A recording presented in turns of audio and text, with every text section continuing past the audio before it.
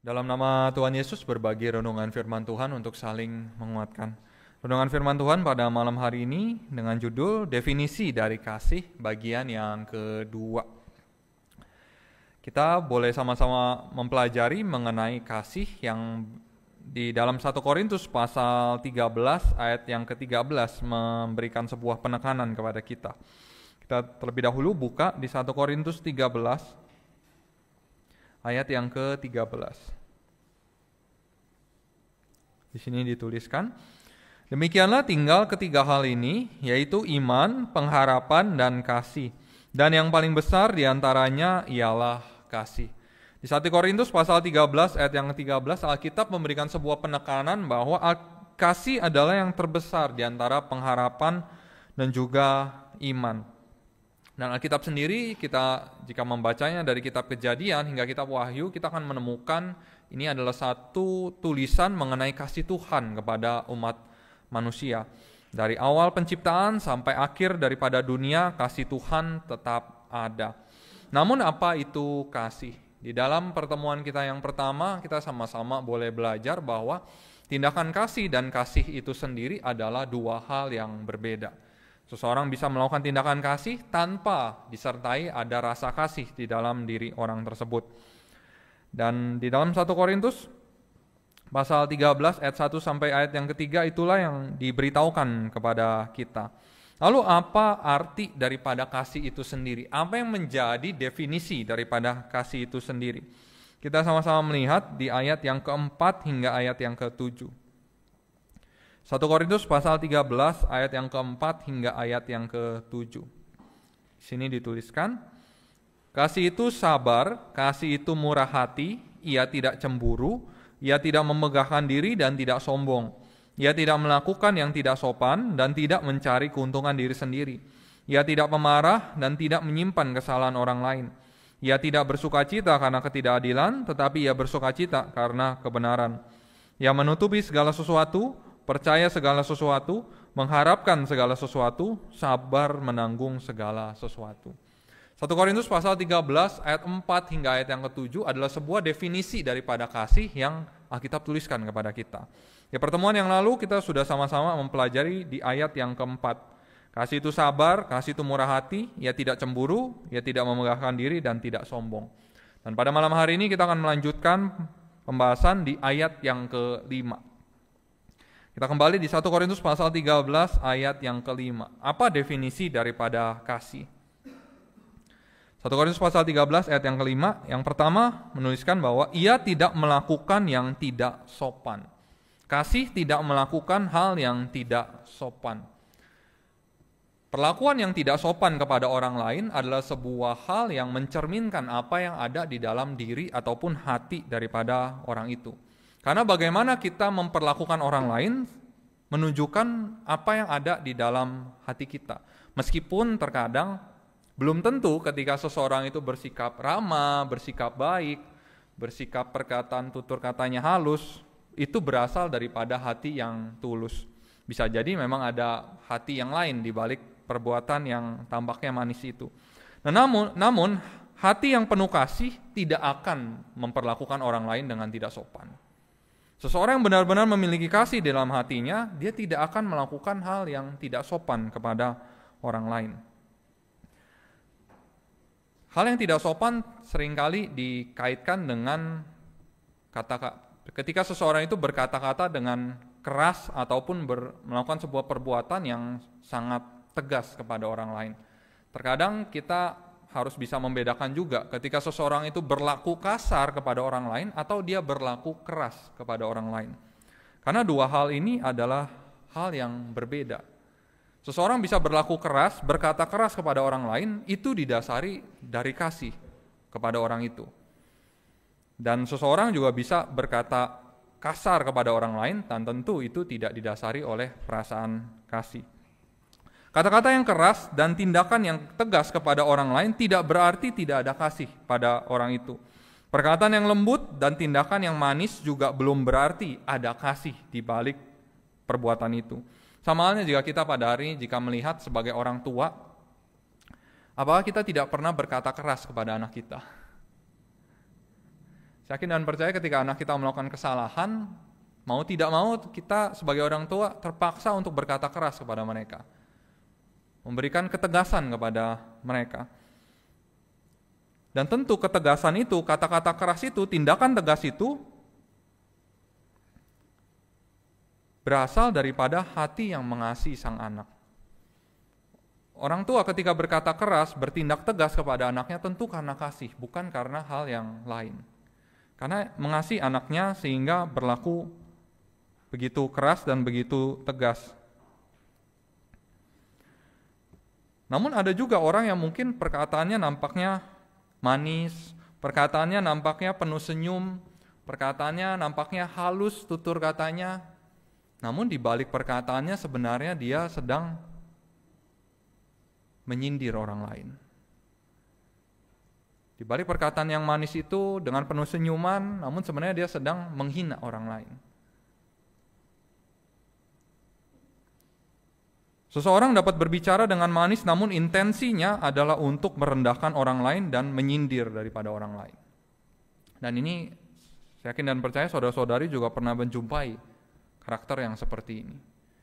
Ngomongnya kelihatannya manis, sikapnya juga kelihatannya lembut, namun sebenarnya intensi daripada perkataannya, intensi daripada perbuatannya adalah untuk menyindir orang lain ataupun menghina daripada orang lain. Dan tentu ini tidak didasari oleh kasih. Berlaku tidak sopan bukan berarti tidak boleh berlaku keras kepada orang lain. Berlaku tidak sopan bukan berarti tidak boleh berlaku tegas kepada orang lain. Namun apa yang ada di balik intensi yang ada di balik perkataan dan juga tindakan yang tegas itu. Jika itu adalah kasih, maka jika didasari oleh kasih, maka tidak akan sampai melakukan perkataan yang kasar ataupun tindakan yang kasar. Tidak ada kata-kata kasar yang keluar, tidak ada perbuatan kasar yang keluar. Keras mungkin iya, namun kasar tidak.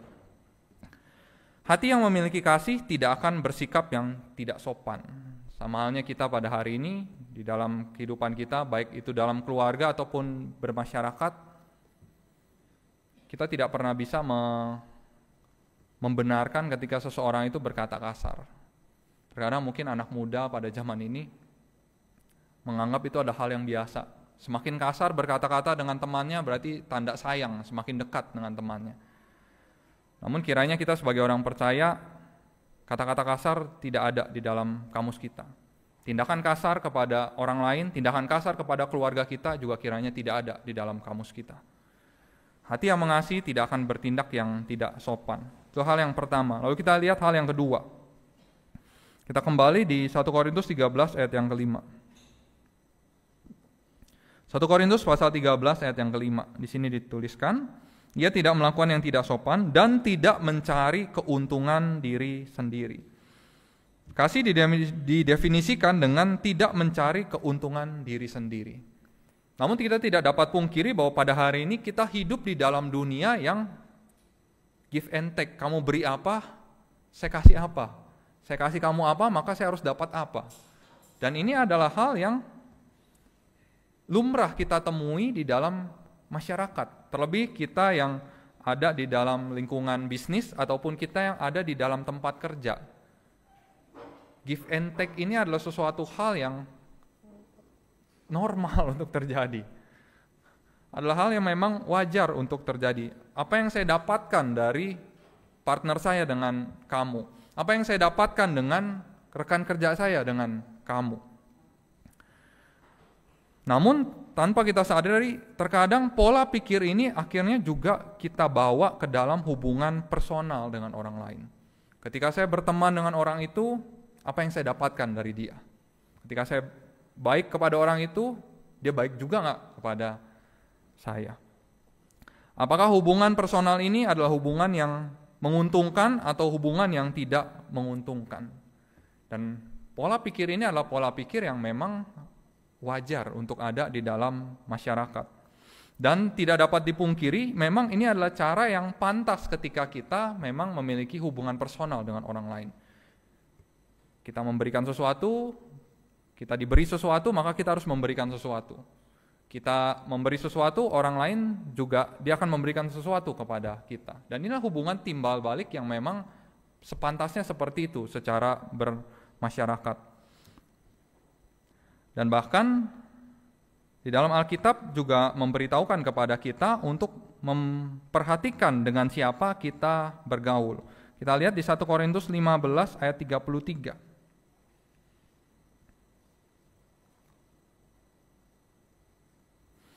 1 Korintus pasal 15 ayat yang ke-33. Di sini dituliskan di 1 Korintus pasal 15 ayat yang ke-33. Janganlah kamu sesat, pergaulan yang buruk merusakkan kebiasaan yang baik. Alkitab pun memberitahukan kepada kita untuk memperhatikan dengan siapa kita bergaul, dengan siapa kita menjalin satu pertemanan atau persahabatan.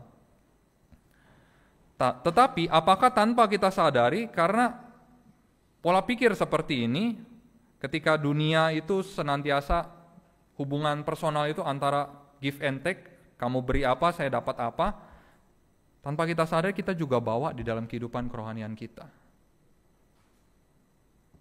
Pola pikir give and take ini, saya beri apa, saya dapat apa, apakah tanpa kita sadari juga kita bawa di dalam kehidupan kerohanian kita. Jika rasanya saya datang ibadah, saya tidak dapat apa-apa, maka saya rasanya tidak akan berikan apa-apa untuk gereja. Jika rasanya saya melakukan pelayanan tidak mendapatkan apa-apa, tidak ada keuntungan apa-apa jika saya terlibat dalam pelayanan, maka saya tidak akan terlibat di dalam pelayanan di dalam gereja.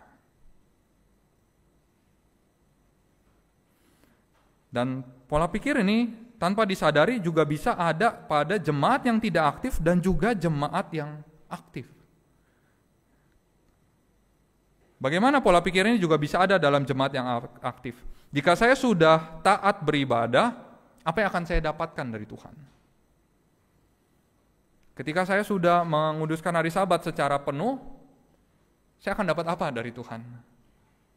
Jika saya sudah terlibat di dalam pelayanan semakin giat, saya akan dapat apa dari Tuhan?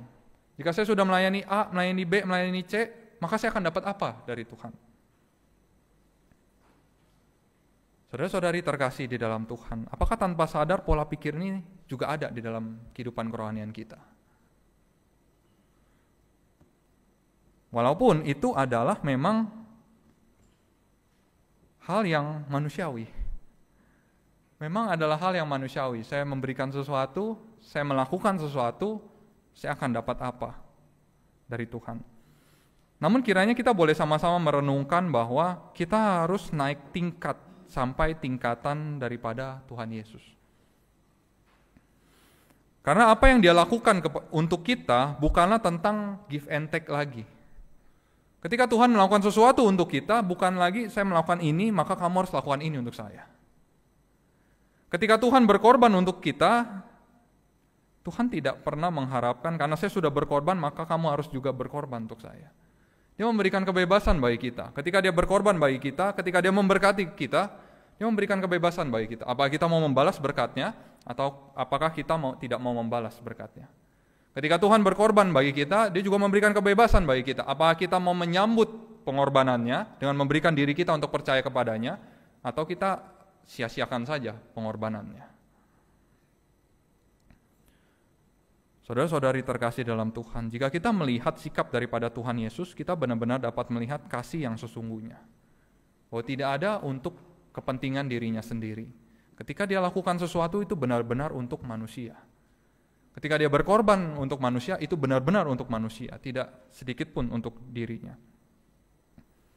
Dan kiranya hal inilah yang juga kita coba untuk terapkan di dalam kehidupan kerohanian kita, dalam kehidupan bergereja. Ketika kita beribadah kepada Tuhan, ya memang karena kita menyambut berkat hari Sabat yang Tuhan sediakan bagi kita. Ketika kita melayani Tuhan, ketika kita terlibat di dalam pelayanan, ya benar-benar karena kita mengasihi Tuhan. Tuhan sudah mengasihi saya, pelayanan ini adalah bentuk saya mengasihi Tuhan. Bukan lagi berpikir kalau saya melayani ini, saya akan dapat apa. Jika saya terlibat dalam pelayanan ini, berkat apa yang akan Tuhan berikan kepada saya. Tuhan Yesus tidak pernah hitung-hitungan dengan kita.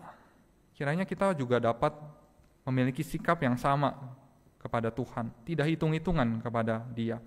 Dan itu dimulai dari sikap kita di dalam bergereja. Ya, kita dapat mengaplikasikan hati yang seperti ini, hati yang tidak mencari keuntungan diri sendiri di dalam gereja, itu akan membantu kita untuk berkehidupan di dalam bermasyarakat. Ketika kita bisa mengaplikasikan sikap seperti ini, Korintus 13 ayat yang kelima, tidak mencari keuntungan diri sendiri, ini akan berdampak ketika kita menjadi seorang pengusaha. Di mana ketika kita menjadi seorang pengusaha tidak hanya berpikir keuntungan untuk perusahaan kita sendiri, namun keuntungan juga untuk partner bisnis kita dan juga keuntungan untuk konsumen kita. Sama halnya ketika kita menjadi atasan di dalam sebuah perusahaan, ketika kita memiliki pondasi sikap seperti ini, kita akan menjadi atasan yang tidak hanya memanfaatkan bawahan kita, namun menjadi atasan yang juga memperhatikan bawahan kita dan juga memperhatikan kepentingan daripada perusahaan kita. Sama halnya ketika kita menjadi seorang karyawan, kiranya kita juga tidak hanya memperhatikan perusahaan ini kasih apa untuk saya, namun apa yang juga yang kita bisa berikan untuk perusahaan itu. Sama halnya ketika kita menjadi seorang masyarakat, ketika kita memiliki pondasi hati yang tidak hanya mementingkan diri sendiri, kita juga akan berpikir, terkadang kita berpikir PPN 12%, nampaknya negara peras saya. Namun apa yang bisa kita berikan untuk negara? Apa yang bisa kita berikan untuk negara? Atau kita hanya melihat negara ini tidak baik? Atau sebenarnya banyak berkat di dalam negara ini? Saya pernah melihat satu video, dan di video ini adalah salah satu menteri kita sebenarnya, dia berbicara pada saat itu di dalam wawancara itu, dia katakan bahwa ayahnya adalah seorang pebisnis, dari mudanya ayahnya itu sudah memang pebisnis, dan pebisnis yang memang sampai di tahap dia harus banyak ke luar negeri di zaman itu ayahnya. Namun satu hal yang ayahnya selalu katakan bahwa Indonesia itu negara yang baik. Indonesia itu negara yang baik. Dia sudah ke berbagai negara dan dia tetap katakan Indonesia itu negara yang nyaman untuk ditinggali. Namun kiranya kita juga dapat melihat hal ini, bahwa kita pada hari ini ditempatkan di Indonesia adalah negara yang memang ada baiknya memang, namun ada tidak baiknya juga. Namun janganlah akhirnya kita hanya melihat tidak baiknya dan kita akhirnya menjadi apatis kepada negara di mana kita bermukim ini. Tidak mencari keuntungan diri sendiri, kasih tidak mencari keuntungan diri sendiri. Dan kiranya kita dapat melatih hal ini dari kehidupan bergereja, dan itu akan berdampak nanti ke dalam kehidupan kita bermasyarakat. Lalu kita akan lihat hal yang ketiga. 1 Korintus pasal 13 ayat yang kelima. 1 Korintus pasal 13 ayat yang kelima, di sini dituliskan hal yang ketiga, ia tidak pemarah. Hal yang ketiga adalah ia tidak pemarah. Namun jika kita melihat di translasi bahasa Inggris dan juga di translasi bahasa Yunaninya, kata-kata ia tidak memarah adalah ia tidak mudah untuk tersinggung, tidak mudah untuk tersulut emosinya. Dan ketika kita merenungkan kata-kata seseorang mudah tersinggung, seringkali kita akan langsung melihat bahwa ketika seseorang itu mudah tersinggung, maka dia adalah orang yang sensitif. Hatinya sangat sensitif. Memang ada orang-orang hatinya itu sangat sensitif, sehingga mereka mudah untuk merasakan sesuatu daripada perkataan seseorang ataupun perbuatan seseorang. Namun apakah ketika seseorang itu mudah tersinggung hanya diakibatkan oleh hatinya yang sensitif atau lebih daripada itu? Kita akan lihat satu kisah di 1 Samuel pasal 18 ayat 7 sampai ayat yang 9. 1 Samuel pasal 18 ayat 7 sampai ayat yang ke-9. 1 Samuel pasal 18 ayat 7 sampai ayat yang 9, di sini dituliskan. Dan perempuan yang menari-nari itu menyanyi berbalas-balasan, katanya. Saul mengalahkan beribu-ribu musuh, tetapi Daud berlaksa-laksa. Lalu bangkitlah amarah Saul dengan sangat, dan perkataan itu menyebalkan hatinya. Sebab pikirnya, kepada Daud diperhitungkan mereka berlaksa-laksa, tetapi kepadaku diperhitungkannya beribu-ribu. Akhir-akhirnya jabatan raja itu pun jatuh kepadanya. Sejak hari itu maka Saul selalu mendengki Daud. Di 1 Samuel pasal 18 ayat 7 sampai ayat yang 9 kita dapat melihat ketika para wanita itu menyampaikan perkataan itu, Saul mengalahkan beribu-ribu musuh, tetapi Daud berlaksa-laksa. Saul tersulut emosinya. Namun jika kita merenungkan, apakah para wanita itu ketika mereka mengatakan Saul mengalahkan beribu-ribu musuh, tetapi Daud berlaksa-laksa, apakah mereka memang ingin menyindir Saul? Apakah mereka memang ingin mengecilkan Saul? Bahwa Saul itu tidak sebesar Daud? Atau sebenarnya mereka hanya memuji bahwa Saul itu mengalahkan banyak musuh dan Daud mengalahkan lebih banyak musuh, tanpa ada satu maksud untuk menyindir Saul. Jika kita merenungkan perkataan ini, rasa-rasanya perempuan itu tidak ada sedikit pun hati ataupun niat untuk menyindir Saul. Oh, Saul itu raja yang tidak sebesar Daud. Namun kenapa Saul menjadi marah? Di ayat yang ke-8 dikatakan, setelah dia mendengar perkataan itu, bangkitlah amarah Saul. Apakah karena Saul adalah orang yang sensitif? Dengar kata-kata itu dia langsung jadi emosi, tersinggung? Atau sebenarnya ada hal lain yang menambahkan akhirnya dia menjadi marah daripada kata-kata itu? Kita melihat di ayat yang ke-8. 1 Samuel pasal 18 ayat yang ke-8. Lalu bangkitlah amarah Saul dengan sangat dan perkataan itu menyebalkan hatinya. Sebab pikirnya, kepada Daud diperhitungkan mereka berlaksa-laksa, tetapi kepadaku diperhitungkannya beribu-ribu. Dari perkataan ini kita dapat menemukan bahwa Saul merasa bahwa seharusnya dia lebih diagungkan oleh para wanita itu. Dari hal ini kita dapat melihat ada hati kesombongan daripada Saul. Lalu hal yang kedua, kita lihat lagi di bagian akhirnya. Akhir-akhirnya jabatan raja itu pun jatuh kepadanya. Apakah ada yang berkata bahwa Daud akan jadi raja? Tidak ada. Apakah para wanita itu berkata, wah Daud lebih pantas menjadi raja dibanding Saul? Tidak ada sebenarnya. Namun kenapa Saul harus keluar kata-kata itu? Akhir-akhirnya jabatan raja itu pun jatuh kepadanya. Dari hal ini kita dapat melihat bahwa Saul merasa terancam daripada perkataan para wanita itu. Ada satu rasa, kalau pada hari ini anak muda suka ngomong insecure. Dia tidak merasa nyaman di posisi rajanya pada saat itu. Dari hal ini kita dapat melihat dua hal yang sebenarnya akhirnya membuat kesensitifan daripada Saul berbuah menjadi dia menjadi marah. Yaitu di balik kemarahannya ada rasa sombong daripada dia. Bahwa seharusnya Daud tidak diagungkan seperti itu, saya lebih agung daripada Daud. Dan yang kedua adalah dia insecure dengan posisi dia sebagai raja. Dia takut posisi rajanya tergantikan, sehingga dia menjadi marah. Saudara-saudari terkasih di dalam Tuhan, memang kita tidak dapat pungkiri bahwa ada orang-orang yang memang secara hati lebih sensitif. Ketika mendengar sesuatu kata, dia bisa menangkap sesuatu hal yang mungkin kita orang lain tidak tangkap hal itu. Hatinya memang lebih sensitif. Namun hati yang sensitif bukan berarti mudah tersinggung. Hati yang sensitif bukan berarti mudah tersinggung. Karena ketika seseorang itu mudah tersinggung, itu ada tambahan lain di balik sensitivitas hatinya. Sama dari peristiwa Saul, dia mudah tersinggung bukan hanya sekedar dia sensitif, namun karena ada kesombongan dan juga rasa terancam daripada jabatan raja itu, sehingga akhirnya dia merasa tersinggung. Kiranya hal ini boleh menjadi sebuah perenungan bagi kita pada hari ini. Ketika kita tersinggung dengan perkataan orang lain, apakah hanya karena kita sensitif? Apakah benar orang itu bermaksud untuk menghina kita, merendahkan kita? Atau karena ada kesombongan dan insekuritas di dalam hati kita. Kasih tidak mudah untuk tersinggung. Kasih tidak mudah untuk tersinggung. Jika kita mudah untuk tersinggung, berarti ada hal lain di dalam hati kita. Dan itulah hal yang ketiga. Lalu kita akan lihat hal yang keempat. Kita kembali di 1 Korintus 13 ayat yang kelima. 1 Korintus pasal 13 ayat yang kelima di bagian akhir, kasih tidak menyimpan kesalahan orang lain.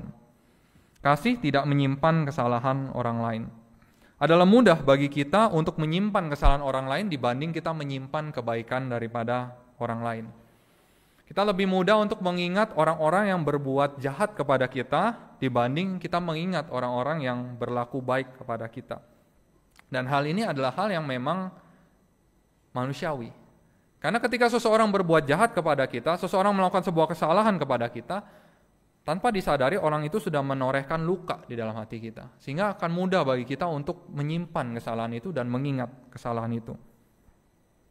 Ini adalah karakteristik daripada manusia. Ketika kita lebih mudah untuk menyimpan kesalahan orang lain. Itulah mengapa Tuhan Yesus memberitahukan kepada kita di dalam Kolose pasal 3 ayat yang ke-13.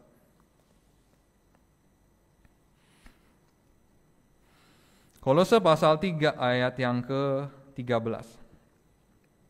Di sini dituliskan, sabarlah kamu seorang terhadap yang lain, dan ampunilah seorang akan yang lain apabila yang seorang menaruh dendam terhadap yang lain. Sama seperti Tuhan telah mengampuni kamu, kamu perbuat jugalah demikian. Kolose pasal 3 ayat yang ke-13 memberitahukan kepada kita, ampunilah seorang akan yang lain apabila yang seorang menaruh dendam terhadap yang lain. Kita memang tidak dapat menyalahkan ketika kita secara otomatis akan mengingat kesalahan orang lain. Karena itu memang karakteristik manusia. Dan itu adalah hal yang memang manusiawi. Namun, mengingat kesalahan orang lain bukan berarti kita tidak bisa mengampuni kesalahan orang lain. Ketika orang lain berbuat salah kepada kita dan kita ingat kesalahan itu adalah hal yang kita tidak bisa kendalikan. Dia melukai hati kita terluka, dan akhirnya kita ingat kesalahan dia, kita tidak bisa kendalikan hal itu. Itu akan otomatis terjadi. Namun mengampuni adalah pilihan. Apa kita mau ampuni atau tidak?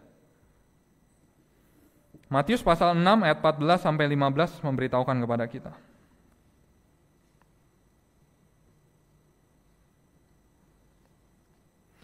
Matius pasal 6 ayat 14 dan ayat yang ke-15. Di sini dituliskan, Matius pasal 6 ayat 14 dan 15. Karena jikalau kamu mengampuni kesalahan orang, Bapamu yang di sorga akan mengampuni kamu juga. Tetapi jikalau kamu tidak mengampuni orang, Bapamu juga tidak akan mengampuni kesalahanmu. Ya, kita membaca Matius pasal 6 ayat 14 dan 15, ini adalah sebuah perintah yang keras daripada Tuhan. Bukanlah perintah yang lembut. Karena ini adalah sebuah perintah yang sangat keras. Jika kamu tidak mengampuni kesalahan orang, Bapamu juga tidak akan mengampuni kesalahanmu. Dari hal ini kita sama-sama melihat bahwa memang mengingat kesalahan orang lain adalah karakteristik yang ada pada manusia. Hal yang manusiawi. Namun bukan berarti ketika kita manusiawi untuk mengingat kesalahan orang lain, berarti kita tidak mengampuni kesalahan orang lain. Dari Matius pasal 6 ayat 14-15, Tuhan ingin kita mengampuni orang lain. Kenapa Tuhan ingin kita mengampuni orang lain? Agar kita tidak menjalani hidup ini dengan hati yang penuh dendam. Dengan hati yang penuh kesalahan orang lain. Hati yang menyimpan dan memperhitungkan setiap kesalahan daripada orang lain. Karena ketika hati kita penuh dendam, hati kita penuh dengan perhitungan kesalahan orang lain kepada kita akan sulit percaya kepada orang lain. Dan kita juga akan merasa sulit untuk berbuat baik kepada orang lain.